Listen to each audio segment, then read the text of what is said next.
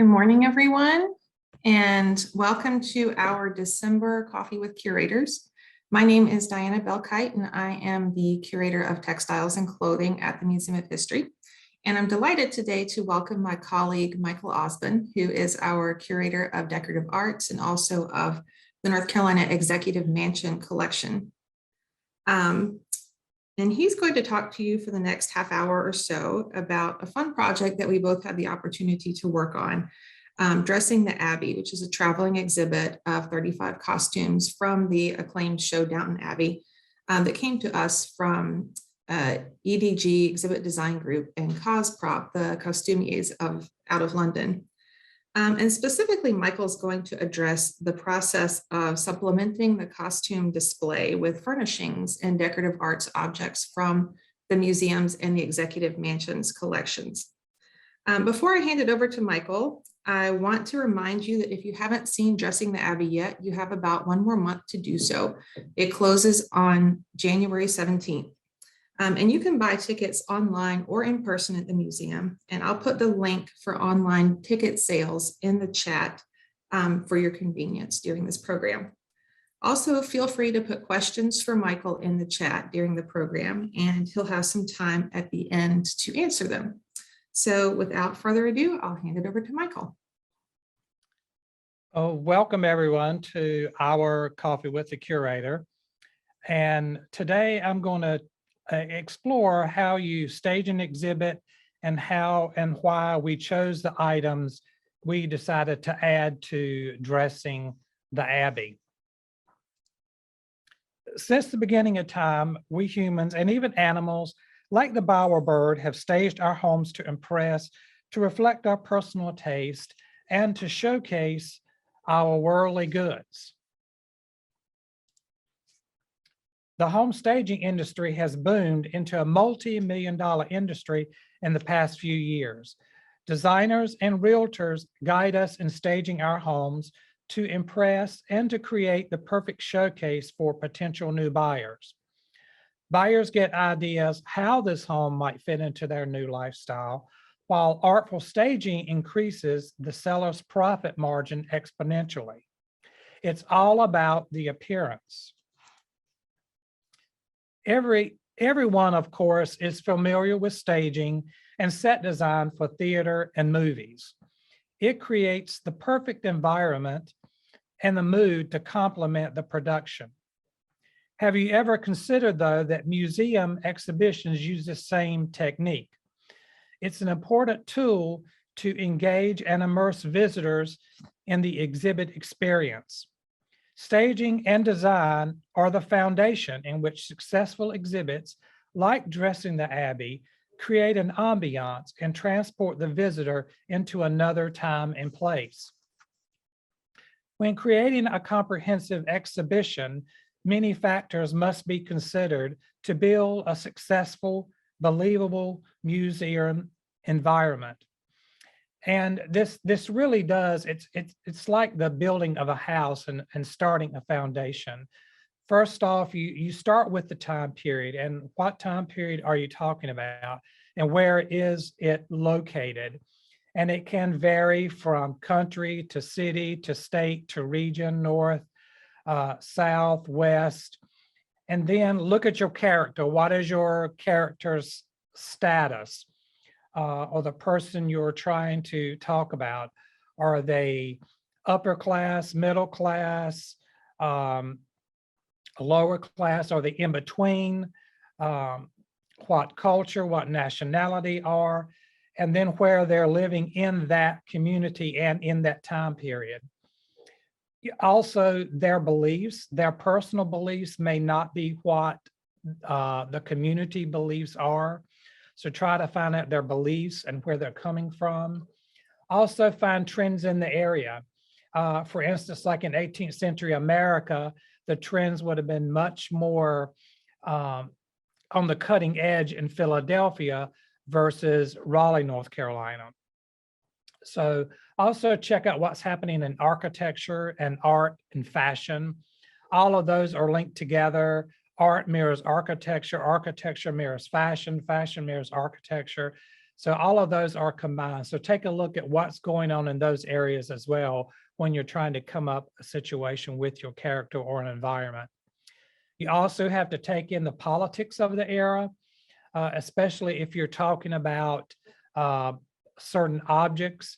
For instance, like textiles. Some textiles may not have been imported to the colonies at a certain time, or the technology to weave a certain material may not have been developed at the time. So looking at the politics and how they affect the objects that the people own. Also, the mood of the person. Try to figure out the mood of the person. Were they happy in their environment? Were they disappointed in their environment? And take a look at the characters, what you would think the character's personality was. For instance, like Thomas Day in Milton. Here was a person who was of mixed race, but who was classified as an African American. And so, try to think about how this person might have thought in Antebellum, North Carolina. So trying to figure out personalities, location, political, politics, beliefs, trends, all of that. Try to figure that out so you can try to figure out your setting and your character. The Carnarvons at Highclere Castle and the Crawleys at Downton Abbey inhabit a castle, their home, with hundreds of years of accumulated history, furnishings, and art. Many of their furnishings were inherited from ancestors, but some were also purchased to further complement their lifestyle and their outward social perceptions. One way the Carnarvon and the Crawley ancestors might have enhanced their collections and their familiar history was to participate in the grand tour of the 18th century. The golden years of the grand tour was between 1764 and 1796. Wealthy Europeans, colonists, and Americans traveled throughout Italy, Rome, and Greece to visit the newly discovered ruins of Herculaneum in 1738 and Pompeii in 1749. The tour goal was to expose, educate the traveler in architecture, art, and sculpture. These discoveries led to the classical revival and empire style popular throughout America and Europe during the time period. Many of these visitors plundered ancient sites and cities and brought back antiquities, art, and sculpture to proudly display in their castles and homes. These antiquities signaled to friends and outsiders their superior education, their wealth, and social standing. These things created an instant history for participants. Rome was so concerned that rampant pillaging of historical objects would lead to a cultural crisis for Italy, they began what might be considered one of the first tourist trap souvenir industries at the time. Rome actually created reproductions and fakes to appease the grand tourist's hedonistic desire to acquire. The Westmoreland, a British merchant ship, was one such vessel hired to bring the grand tour cultural bounty home. On one voyage, it was laden with 90 crates of art, marble sculptures, 5 crates of silk, 32 rounds of cheese, 89 rolls of wallpaper, thousands of books, and barrels of olives and anchovies. And so all of these were destined for England or other parts of Europe and the Americas. And a note on this, not too long after it left the port in Italy, it was captured by a French ship and was eventually sold to the King of Spain. So all of the people who paid for all of these objects and to ship them back home lost all of their, of course, their antiquities and also their money in the process. Ancestors of Highclere and Downton Abbey would have also collected furnishings and art through public auctions.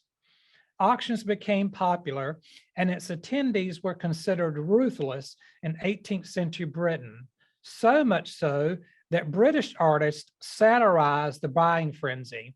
And so if you look in these two cartoons here, illustrating auctions, you'll see all the different characters that come to play in auctions.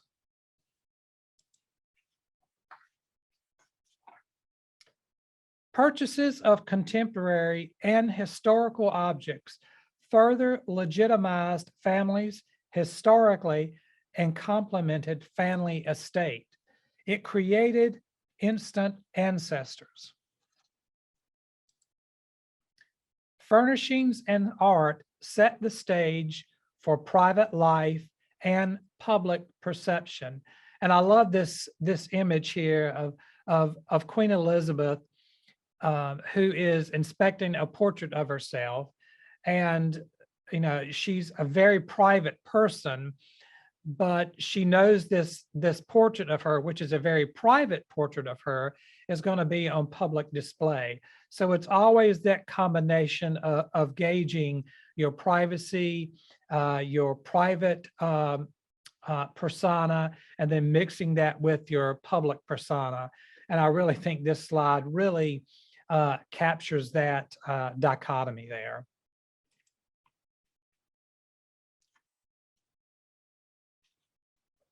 So dressing the Abbey. To enhance the visitor experience of dressing the Abbey, decorative arts objects from the museum's collection and the Executive Mansion Fine Arts collection were added to the exhibition. We created mood boards illustrating the clothing and decorative arts objects options to set the stage in each section of the exhibition. The 6 seasons of the show cover the time period of 1912 through 1926.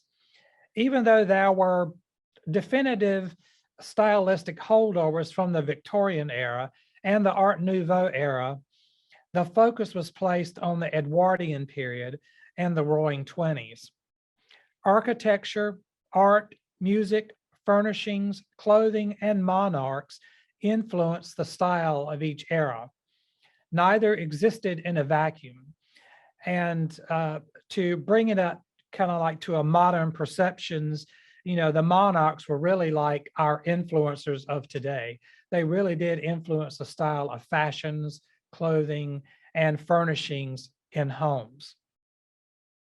And just a tidbit of information here, if you look back through British history, you'll see a lot of the eras that were defined by monarchs' names. And the Edwardian era was the first era, was the last era to be named after a monarch in Great Britain. The Edwardian era was characterized as being lighter, having brighter colors, utilizing organic undulating lines, for example, like floral motifs. Style was influenced also by travel to continental Europe. Furniture became more accessible to everyone due to automation and mass production. Oak and mahogany woods were favorites for cabinet makers. Mahogany furniture was often adorned with satinwood inlay, mother of pearl inlay. Wicker and bamboo also became even more popular from the Victorian era.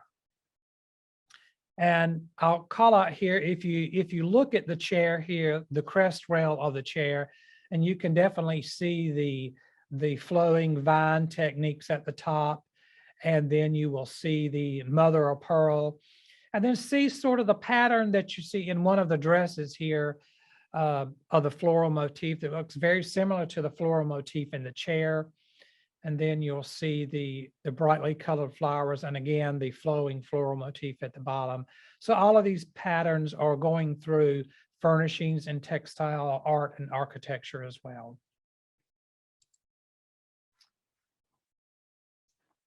Here you will see the men's shaving stand, and notice how light and airy the shaving stand is. It's not heavy like you would think from the Victorian era. And notice the satinwood inlays and the string banding. All of this were highlights and characteristics of Art Nouveau, of Edwardian furniture of the period.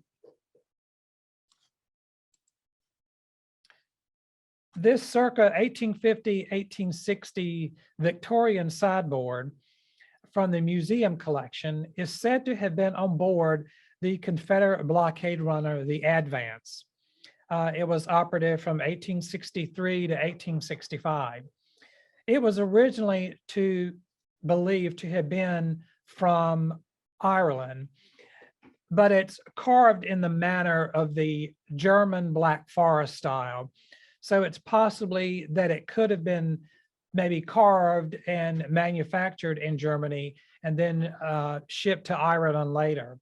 But some of the characteristics of the German Black Forest style is these highly detailed carvings of animal life, floral motifs, cartouches, and of course, animal heads like deers. For the Crawleys, a sideboard like this would have been a family heirloom, which would have been a holdover from the Victorian era that still would have been used and displayed in their home. This early 19th century walnut work table from the museum's collection has a provenance of being from the Fayetteville area. It is similar to one that might have been used in the Crawleys' kitchen. Notice the warm, mellow patina of the table and all the cultural scarring. You can see there on a few of the boards how it's stained and how there are cut marks on the board. And it's really important when you're doing the exhibitions, to make sure that the objects do match, again, the period and the theme you're looking for in the certain setting. For instance, a highly polished mahogany table with string inlay would not be something you would find in a kitchen. So make sure you match your objects to what mood you're trying to create in your home, or also in like museum exhibitions and theater and television production. By the 19-teens, North Carolina, like Edwardian England, began mass production of fine furniture. The burgeoning middle class of both America and England could now afford stylish, better quality furniture. Middle-class homes could now afford the same look and feel as more affluent homeowners like the Crawleys. White Furniture of Mebane was awarded the top manufacturer in the country and a blue ribbon for the best furniture display at the Jamestown Exposition in 1907. And I will make a note here. It might seem odd that I call out that they won a blue ribbon for the best furniture display. And this is really one of the first times that at the Jamestown Exposition that really there was thought and ideas into furniture presentation. Prior to this, in the late 1800s and the early 1900s, furniture basically was just placed in a room up against a wall. You came in and looked at it, you bought it, and that was really kind of the extent of it. And so by the time the Jamestown Exposition rolled around, White was really the forefront of the area and setting it up like a real home to entice buyers and to show how lovely their furniture could be in their home. In 1912, White was selected to provide the furnishings for the Grove Park Inn. And we can all imagine that the Crawleys would have felt right at home staying at the Grove Park Inn in Asheville. One of my favorite objects in the collection, in the exhibit from the museum, is this Crown vacuum cleaner, circa 1910 to about 1920. It sold for $15. And not only did this vacuum clean your floors, but it also gave you a workout. And how the vacuum worked, there's a wooden pedal at the back, and the person who was using the vacuum cleaner would have to pump the wooden board with the bladder on the inside of the vacuum to produce the pressure to suck up the dirt into the vacuum. So if you didn't have good foot pressure, then you certainly weren't going to have good pickup quality from the vacuum. Downton Abbey was the stage for the Crawley family to act out their hierarchical, affluent lifestyle. The stage impressed guests and reminded their staff of their position in society. Downton Abbey was certainly beautiful, entertaining, and intoxicating, but even Hyacinth Bouquet would agree that keeping up appearances is difficult. I hope you enjoyed this coffee with the curator, and hope you learned a few things. And also, if you haven't seen the exhibition, I hope it entices you enough to come see the exhibition. I also encourage you to visit our gift shop. There are many items in our gift shop of many varieties. So come on down. And if you join the Museum of History Associates, you can also receive a 10% on most Downton Abbey items. So hope to see you here, and I will see you in the exhibition. Thank you, Michael, for that in-depth and interesting study of staging Dressing the Abbey. We have a few questions. The first one, to be a curator putting an exhibition together like this, what kind of advanced research and work has to be done to learn about the subject matter, education, references, etc.? Okay, well, again, first we will, if we're starting off an exhibition with a certain individual that may be focused around an individual, it really does go back to looking up the history of the individual. Search ancestry.com, go to the family if it's possible to talk to the family about this individual. Of course, go to the web, go to the archives. Again, search the time period that this person might have lived, the community, what maybe social economic status that person was. So trying to figure out all those items to sort of get an idea of what that person was. And again, like I mentioned before earlier in the presentation, just because you were living in rural Eastern North Carolina in the 18th or 19th century, and your community was primarily, let's just say, a Methodist community, that doesn't mean that your character might have been interested in another religion, or may not have been interested in religion at all. So really trying to research all the specifics that you know about the person. And sometimes you might not know that information. So you sort of have to go on what was in the community, with the caveat that, in your exhibition, that this person was in this community, but they might not have had the same views as that person. I hope that answers the question. Another question, what was your favorite setting or two in the Abbey exhibit? They're all beautiful. My favorite setting, I would probably have to say the one at the inn with the all the dresses and the single chair with the decorative lighting technique that our design department put up with the chandelier and the kind of wallpaper texture. To me, that was the most interesting, and it really captured the feel and the era of the Edwardian period. Okay, and another attendee said, please speak to clothing and influences most prevalent.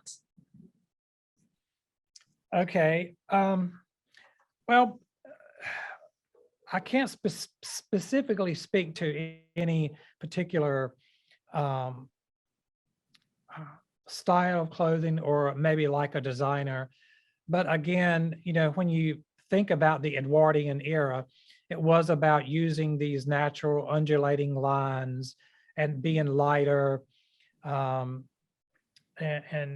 texture and materials.